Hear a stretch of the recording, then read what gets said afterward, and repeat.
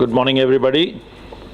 It's nice to see a theatre full like this as invitees, but it'll be still better to see you all watching the movie and encouraging the people who have ventured to make it. Wish you all the best. Congratulations to everybody, those who have worked in the film. Thank you. எல்லாருக்கும் வணக்கம். ஒரு முக்கியமான விஷயத்தை நாங்கள் பதிவு செய்யணும். Jack ஒருத்தங்க நம்மளை பள்ளி விட்டு போயிட்டாரு. நான் போய் ஹீரோன் போய் உட்காரல, ஹீரோனே என் போய் உட்காந்துச்சு. அதனால் இதில் எனக்கு அதுக்கு எந்த சம்மந்தமும் இல்லை. ஆமாம், அவர் பள்ளிக்கூட்டு கிளம்பி போயிட்டார் விராட்டுக்கு.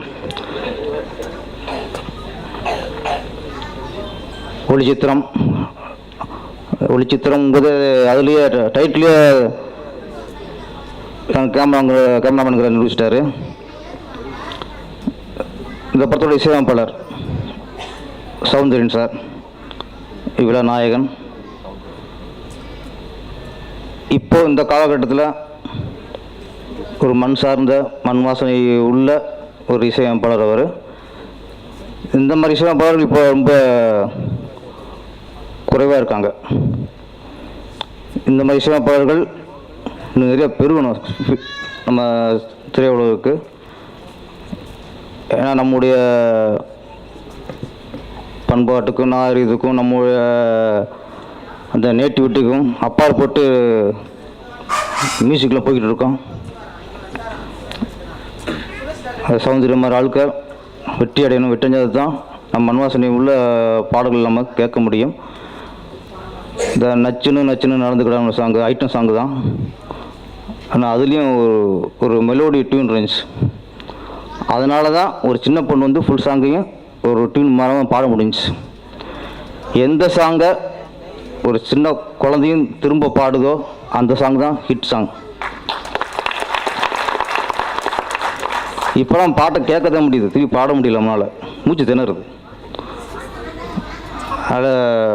அதுக்கப்புறம் கவிஞர் அண்ணன் அறிவுமதி சார், அண்ணன் சொன்னவரை அறிவுமதி அண்ணன் இன்றைக்கி தமிழை திரைப்பட பாடல் மூலம் காப்பாற்றிக்கிட்டு இருக்கிறவர். பிடிவாதமாக நான் தமிழில் தான் பாடல் எழுதுவேன் அப்படின்னு அது ஒரு கொள்கையாகவே வச்சிட்ருக்காரு. அந்த மாதிரி கவிஞர்கள் நீண்ட காலம் திரையுலகில் இருக்கணும், சாதனை படைக்கணும்.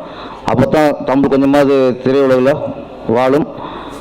தொடர்ந்து அறிவுமதி அண்ணனோட பணி தொடரணும். ஏன்னா நானும் பாட்டு எழுதுகிறேன்.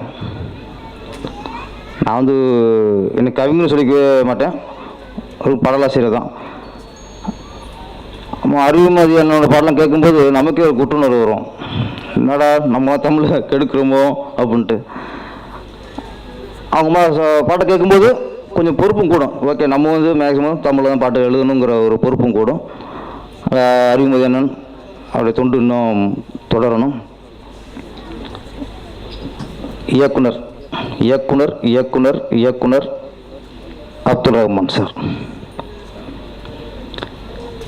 ஏன்னா கேமராமேன் இருந்தவர் இயக்குனர் ஆகியிருக்காரு.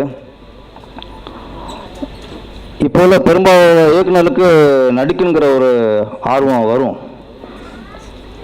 அதே மாதிரி எல்லா நல்ல கேமராமேன்களுக்கும் பெரும்பாலான கேமராமேன்களுக்கு நம்ம எப்போது டைரக்டர் ஆகுங்கிற ஒரு லட்சியம் கொள்கை ஓடிட்டே இருக்கும்.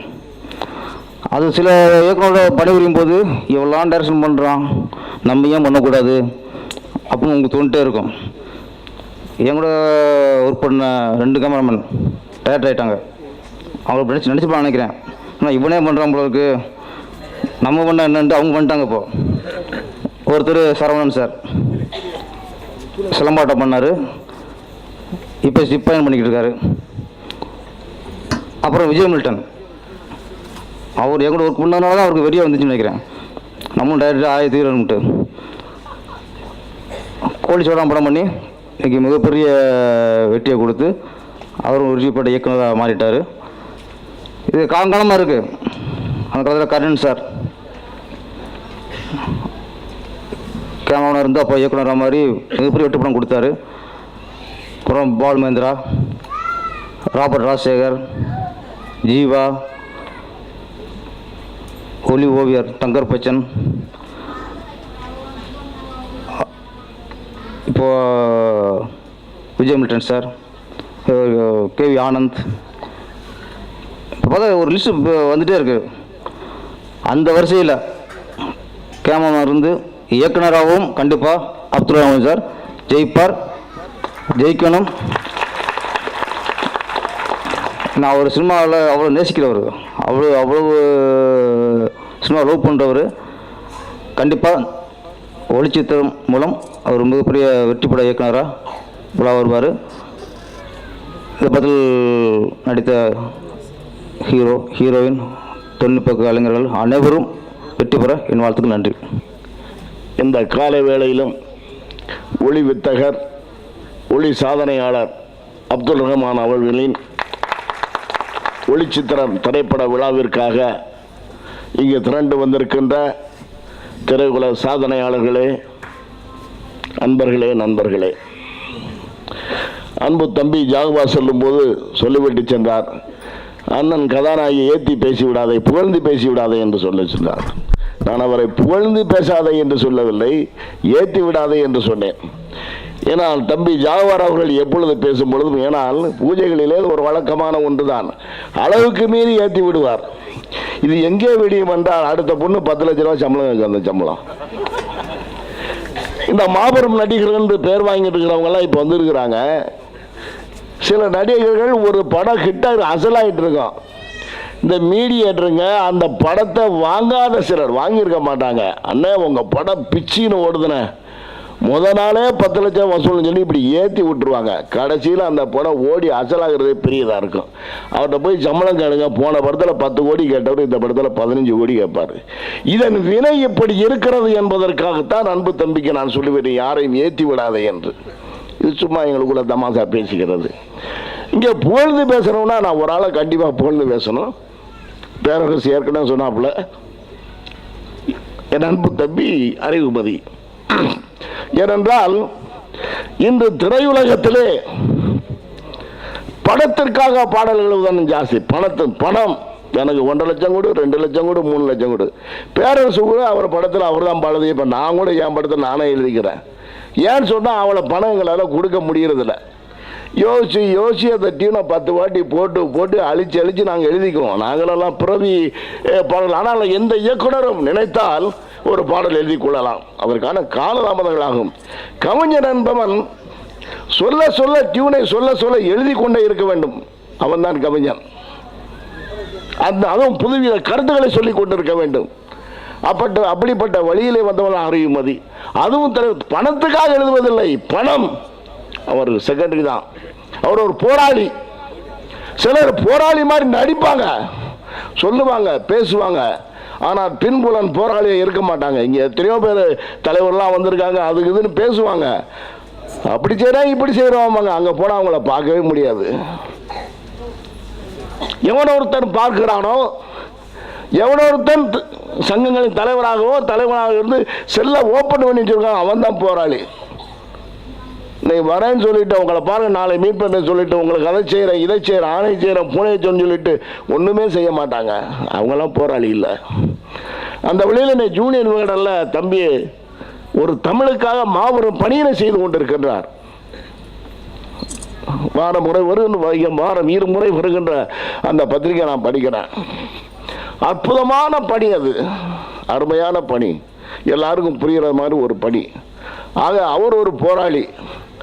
அவரை நம்ம புகழ்வது மட்டுமல்ல, ரொம்ப ஏற்றியும் விடலாம். ஏனால் தன்னை குறுக்கி தன் அன்னை தமிழுக்காக ஒரு பணியினை செய்து கொண்டிருக்கிறார். நான் அறிவமைப்பை பேசி ரொம்ப நாள் ஆச்சு, நான் பார்க்கல, ரொம்ப நாள் ஆச்சு பார்க்கல. ஆனால் இதை என் உள்ள கிடக்கையிலேருந்து நான் சொல்கிறேன். ஏன்னா ஒரு மனிதனுக்கு புகழ் ஒரு சமயம் போய் சேர வேண்டும். போராளிகளுக்கு அதுதான் வாழ்க்கை. போராளியுடைய வாழ்க்கை ரொம்ப கஷ்டமாக இருக்கும். வ.உ.சி. சிதம்பரத்தை எடுத்துங்க, அவர் எப்படிப்பட்ட மனிதர், எப்படிப்பட்ட போராளி. செக்கிழுத்தாரு, அவர் சொத்தெல்லாம் இழந்தார். ஆனால் அவர் கடைசியில் அவர் இறக்கும் பொழுது, இறந்தபோது 12 பேர் தான் அவருக்கு பாடி தூக்க போனாங்க. ஆக போராளிகள் வாழ்க்கை அப்படித்தான் இருக்கும். அது மாதிரி தான் அந்த சங்கங்களில் போராளிகள் தலைவராக வர வேண்டும். அது இல்லாதனால தான் நம்ம கொடுமையா இருக்குது. இங்கே இப்ராஹிம் ராவுத்தர் உட்கார்ந்துருக்கிறாரு, தியாகராஜன் உட்கார்ந்துருக்கிறாரு. இதுக்கு முன்னாடி இந்த சங்கங்கள்லாம் நல்லா தான் நடந்துக்கிட்டு இருந்துச்சு. முரளிதரன் இருந்தார், ராமநாதன் இருந்தார், அவங்களும் நல்லா பண்ணிக்கிட்டு இருந்தாங்க. எந்த உதாரணம் சொல்கிறேன், இந்த கோச்சடையார், இந்த இப்ராஹிம் ராவுத்தர் இருந்தாலோ, தியாகராஜன் இருந்தாலோ, முரளிதரன் இருந்தாலோ, ராமனையா இருந்தாலோ அந்த பிரச்சனை தீர்க்கப்பட்டிருக்கும். எந்த தலைவனும் தகுதியுள்ளவனாக, போராளியாக, கை நீட்டி சொல்லக்கூடிய, சுட்டி காட்டிக் கொள்ள வேண்டிய திறமை உள்ளவனாக இருக்க வேண்டும். ஆனால் நீங்களாம் இங்கே உட்கார்ந்துருக்கிறீங்க, இங்கே எல்லா தயாரிப்பாளர் இருக்கிறீங்க. என்ன நடக்குது உங்களுக்கு எல்லாரும் நான் சொல்லி தெரியணும் அவசியம் இல்லை. ஆனால் நான் சொல்லணும், இடிப்பாறை இல்லை ஏமாறா மன்னன் கெடுவான் இல்லாமல் கெடும், கெடுவான் என்பதான் குரல். சொல்லி காட்டலைன்னா அது தப்பு. எவ்வளவு இப்போ பாருங்க, நான் ராவுத்தட்ட பேசியிருந்தேன், தியாகராஜன் பேசுனாரு. எங்களுக்குள்ள எவ்வளோ கஷ்டம். ஒரு தாய் சங்கம் தான். நாங்கள் சங்கம் ஆரம்பிச்சிருக்கலாங்க, நான் கூட சங்கம் டிஜிட்டல் அசோசியேஷன் ஆரம்பிச்சிருக்கிறேன். நான் முதல் போகிறேன், நான் படம் எடுப்பேன். நாங்கள் 10 லட்சத்தில் எடுப்போம், 20 லட்சத்தில் எடுப்போம், 50 லட்சத்தில் எடுப்போம். இன்னைக்கு நிலைமை தெரியும் உங்களுக்கு. இன்னைக்கு இவர் ஒளிச்சத்தில் அழகான டைட்டில் வச்சிருக்காரு. சிலர் என்னமோ ஏதோ அப்படின்னு ஒரு டைட்டில், என்னவோ நடக்குதுன்னு ஒரு டைட்டில், ஒன்றுமே புரியலைன்னு ஒரு டைட்டில்.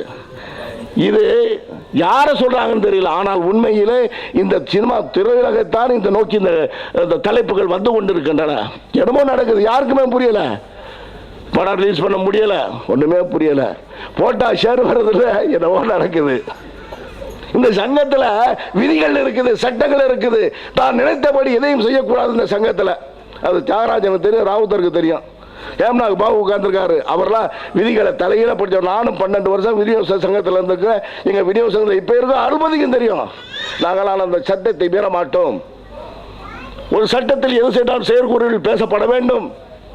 பெரிய அஜெண்டாக்கள், பெரிய தீர்மானங்கள் என்றால் அது பொதுக்குழுவில் சொல்லப்பட வேண்டும், பொதுக்குழுவில் பெர்மிஷன் வாங்கப்பட வேண்டும்.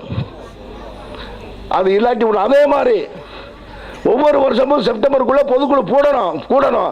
அது ரிஜிஸ்டார் சொசைட்டிக்கு தெரிவிக்கணும். அதே மாதிரி ஒவ்வொரு வருஷம் 10 லட்சத்துக்கு வருமானம் மேலே உள்ள சங்கங்கள் இன்கம் டாக்ஸில் ஒவ்வொரு வருஷமும் ஆடிட்டர் பண்ணி செக் பண்ணி கொடுக்கறாங்க. அது மெம்பர்களுக்கு அனுப்பணும்.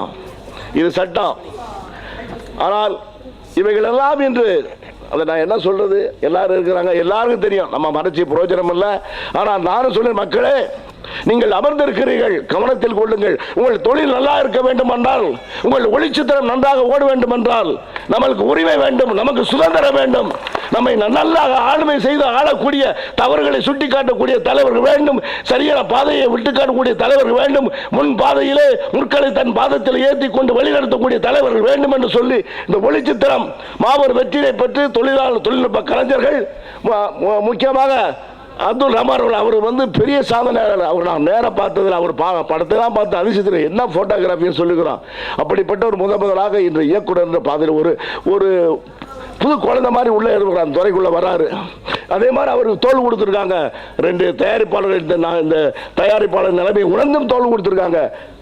அந்த இவருக்காக பாருங்க, இவர் பெரிய தியாகம். இன்னொரு ஒளிப்பாளருக்கு இடம் கொடுத்துருக்காரு. அதுதான் பெரிய சமாஜம். எல்லாம் நாங்கள் போட்டு செஞ்ச நேரத்தில் அவரும் ஒரு இடம் கொடுத்திருக்கார். ஆக இத்தகைய தியாக பண்பு உள்ள அப்துல் ரஹ்மான் அவர்கள் ஜெயித்தாக வேண்டும் என்று வாழ்த்துக்குரிய விடைபெற நன்றி, வணக்கம்.